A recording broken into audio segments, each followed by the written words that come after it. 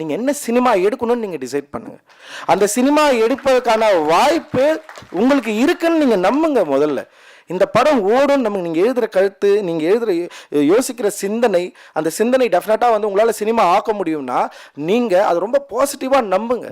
உங்களுக்கு கிடைக்கிற ஒரு 4 நல்ல நண்பர்களை தேர்ந்தெடுத்துக்கொள்ளுங்க. அதுவும் ரொம்ப முக்கியம். எனக்கு வந்து ரொம்ப நல்ல நண்பர்களாக வந்து நிறைய பேர் கிடைச்சாங்க. அதில் ஜெயக்குமாரன், தினகர் வந்து நான் இன்னைக்கு வரைக்கும் வந்து நான் பார்க்குறேன். அனிதா, என்னோட மனைவி அனிதா, அவங்ககிட்ட தான் நான் வந்து ஃபர்ஸ்ட்டு என்னோடய ஸ்கிரிப்டை வந்து நான் சொல்கிறேன். அவங்க கேட்டு வந்து இது அந்த என்கரேஜ் பண்ணுறாங்க. ஓகே, இதில் இருக்கிற ப்ராப்ளம்ஸ் என்ன இருக்குது, ஸோ இதை வந்து இப்படி நம்ம வந்து பண்ணலாம், ஸோ இதை வந்து ஹேண்டில் பண்ண அட்டக்கத்தி மாதிரி ஒரு கதையை நான் ஏன் அந்த டைமில் எடுக்க முடியும்னு எனக்கு ஏன் நம்பிக்கை வந்தது. ஒரே நம்பிக்கை தான். என் லைஃபு பயங்கர கொண்டாட்டமாக இருந்தது. என் லைஃப்பை நான் கொண்டாடினேன், நான் சந்தோஷப்பட்டேன். கிட்டத்தட்ட வந்து என்னுடைய நான் 17வது வயசுலேருந்து ஒரு 24, 25 வயசு வரைக்கும் கொண்டாடி தீர்த்துட்டேன் என்னுடைய வாழ்க்கையை.